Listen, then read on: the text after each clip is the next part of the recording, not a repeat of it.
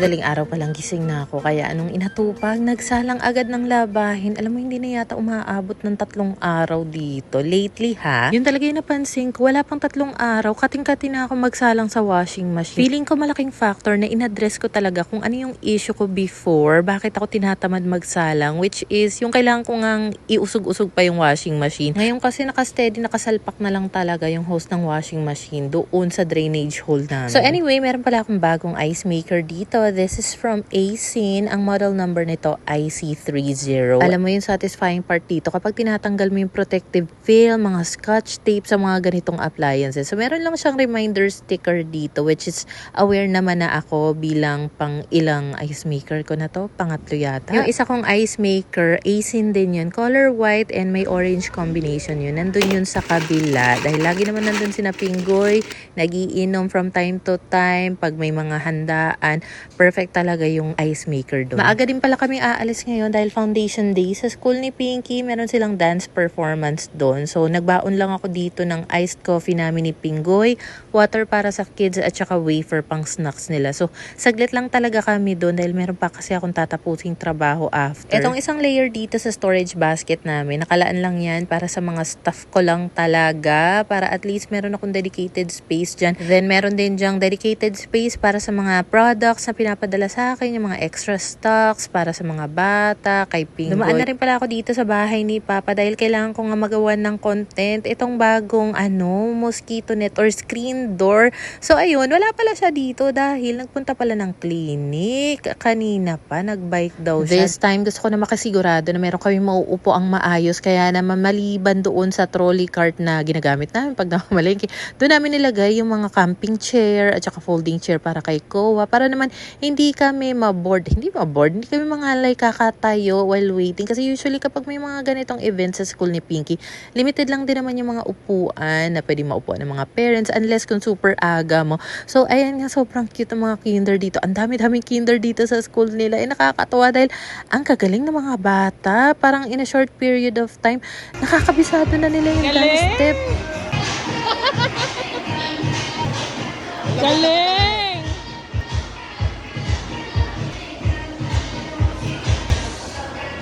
Galing! Alam mo, habang pinapanood ko nga si Pinky dito sumasayaw, proud na proud ako kasi alam mo, hindi ko talaga ma-imagine na talagang darating yung time na meron talaga sila matututunang mga bagay-bagay nang hindi nasa bahay. Alam mo, kasi dati na maliit si Pinky, napakalikot talaga niya, na tipong kapag pupunta ka ng fast food, ganyan, hindi talaga mapirmi sa upuan, lakad ng lakad, alis ng alis, takbo ng takbo. Tapos nandun sila sa school, sobrang behave, nakatayo sila ng matagal habang nasa pila, hindi sila umaalis dun. Basta nakakatuwa. Kinahaponan na nga pala ito, dumaan kami ng palengke ni Pinggoy. Meron kasi ako mga kailang bilhing ingredients para sa next content na gagawin ko. Then dumaan na rin kami dito sa may Pure Gold, sa may Pasita. Nag-grocery lang kami ng kakaunti at bumili pa rin ng ibang ingredients na wala doon sa palengke. Kasi wala nung nilagyan ko nga ng PVC cover itong ibabaw ng table. Hindi na talaga ako masyado nag-worry na madudumihan yan dahil nga madali na lang talaga siyang linisin at punas. Kinabukasan na nga pala ito, update sa sofa namin sa kwarto. Andiyan na siya sa ibabaw ng mega box cabinet. Kasi alam mo, initially, parang kinonsider ko na ipatago mo na yan, ipatabi mo na kay Papa, doon mo na ipwesto. So habang nagkukwento nga kami ni Papa, kasi pinaplano niya na kung saan niya ilalagay yung sofa.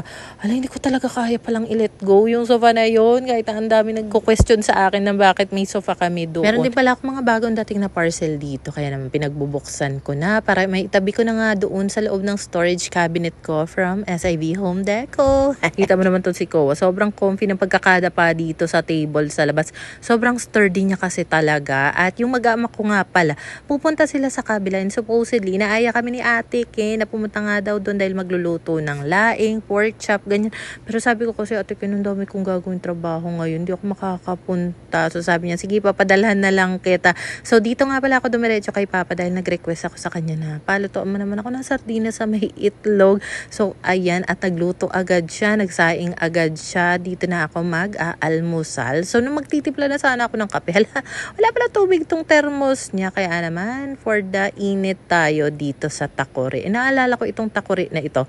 Kasi nung unang lipat ni Papa from Pasig to Laguna, isa ito sa mga binigay kong Takori sa kanya. Kasi dati pala, ang ginagamit niya para makapag-init ng tubig kapag magkakape siya, kaldero. So, ayun, nag-request ako ng Takori, nag-request ako ng thermos niya. Basta lahat ng sa tingin kong kailangan ni Papa, pinagre-request ko, and ayan, napaganda tuloy namin kahit papano yung apartment niya, tsaka yung mga bagay na pwedeng niya magamit sa pang-araw-araw. At least, meron na siya. Naka-premium din pala sa YT itong si Papa, kaya naman magpapatugtog na muna ako ng mga old love songs habang kumakain, and nandito na nakapwesto yung Sudotak na videoke ko, dahil si Papa kasi madalas siyang mag-videoke talaga, medyo sabog daw yung microphone na ginagamit niya dati, kaya naman dito na ang pwesto muna ng videoke na yan. Total, nakatambak lang yan doon sa sa sala namin. Sayang naman. So, at least dito, halos every other day, nagvi-videoke si Papa. Napapakinabangan. So, ayun na nga ni, at craving satisfied tayo for today's breakfast. Pagkatapos ko pala maligo, nag-asikaso na ako ng next na gagawin kong content. So, meron kasi ako natanggap ditong bagong Simplus na food processor. Bali, currently pangalawa ko na siya kasi ang dami ko ng food processor natanggap so far, and hindi kasi ako pwedeng magtago kaya pinamigay at saka binenta ko yata yung ibang mga food processor ko. Tapos alam mo ba, habang nag-aayos nga ako dito ng mga gagamitin ko para sa lumpiang Shanghai, nawalan kami ng internet. So hindi ko alam kasi kung ano yung ingredients na kakailanganin dito. Buti lang may data pa ako. So tinawagan ko nga si Pingoy para tanungin kung kailangan ba ng itlog, cornstarch. Sabi niya hindi na daw. So anyway, finalo ko lang naman yung instruction niya para doon sa lumpiang Shanghai mixture. And ngayon naman, eto, at nagtatanggal nga ako ng lumpia wrapper. Napaka-challenging talaga nito. Kasi konting mo lang, mapupunit mo talaga yung lumpia wrapper. Ayoko naman gumamit ng mga molo wrapper, yung mga pa-square. Mas trip ko yung ganito kapag lumpia. Feeling ko mas masarap siya. For me lang naman. And since meron ngang langaw-bangaw dito, umaaligid-aligid. Siguro gawa nung karne na naka-expose. Kaya naman nagpaano ako ng kandila. Meron lang ako dito scented candle. I think pwede naman na yun. And dahil parang ayaw umalis ng bangaw dito, nilabas ko na nga ito. Ang alam ko pang mosquito talaga itong parang badminton net na ito. Pero alam mo ba in fairness naman, nawala talaga yung bangaw, yung langaw. Hindi ko sure kung effective nga ba talaga itong pangtaboy. Pero hindi na kasi masyado. Talaga umaaligid dito yung langaw after kong paandarin yan. Gusto ko rin pala kahit paano merong cheese. Itong lumpiang Shanghai ko. Buti nang meron pa kami natirang cheese dito. Maliit lang siya. Kaya naman hiniwa-hiwa ko siya ng maliliit. Cause why not? Kayo ba mga momshi, kapag gumagawa kayo ng mga lumpiang Shanghai, ano ba yung mga sinasawag or nilalagay yung mga ingredients? Naglalagay din ba kayo ng cheese? Yung pandikit ko na ginamit dito habang nagra-wrap ako, tubig lang. Pero I'm not sure kung meron pang ibang better na pangdikit every time nagro-rolyo kami ng ganitong Shanghai. Let me know naman. Alam mo, habang nagbabalot nga ako dito ng lumpia, parang naboboard nga ako dahil una, walang internet. Hindi man lang ako makapagpatugtog ng mga feel-good music. Pero at the same time, nare-relax ako. Ewan ko ba, nare-relax ako habang nagbabalot ako niyan. Madami-dami yan. Ang tagal ko kaya natapos. Mukha lang mabilis dahil naka-timelapse. Hindi ko na rin talaga maalala kung nakagawa na ba ako ng ganito before. Parang feeling ko meron akong experience sa paggawa nito, pero hindi ko talaga maalala. So, I'm happy na nagawa ko siya ngayon ng ako lang. Wala dito si Pingoy. Although, tinawagan ko siya for some advice. Pero kasi, wala lang, nakakatawa na at least kapag may mga handaan, tapos trip ko na lumpiang Shanghai, pwede ko na siyang gawin. Pero sa totoo lang, feeling ko, late bloomer na ako sa lagay na to. Dahil, ang tanda ko na, ngayon lang ako magluluto ng lumpiang Shanghai. Dahil, madalas kasi talaga, si Pingoy ang nag-aasikaso sa amin ng pagkain dito. Na-excite tuloy ako bigla sa next na lulutuin ko. Itatry ko siya for the very first time. Kasi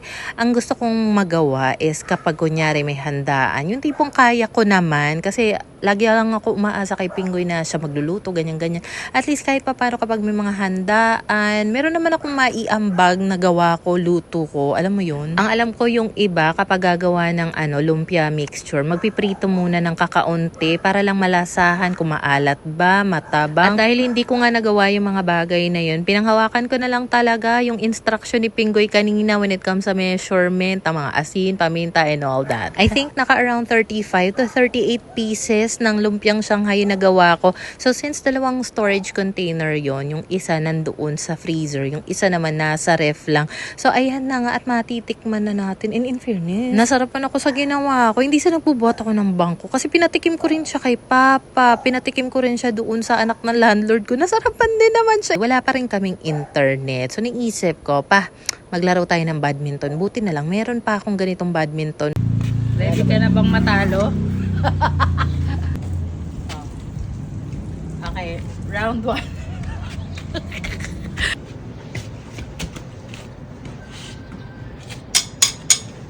Dali!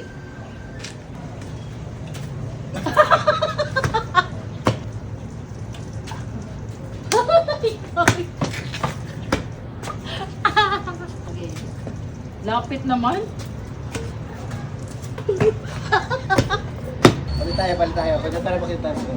Takot ako baka matama ako kotse nito. Dali ah.